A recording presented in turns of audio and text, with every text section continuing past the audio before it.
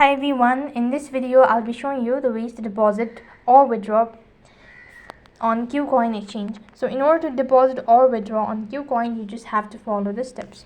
So first of all, what you have to do is you just have to go ahead and log in into your account.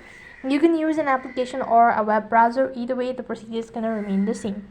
So from the home page, what you have to do is you need to go ahead and tap on the fundings, and then you could go ahead and select deposit, or you could go ahead and press the withdraw button and select the cryptocurrency you wish to transfer.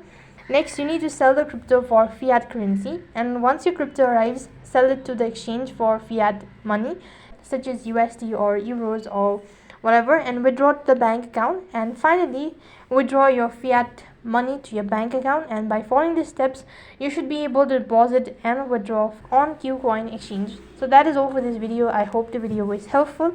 Make sure to like, share and subscribe to our channel. Thank you for watching. See you in the next video.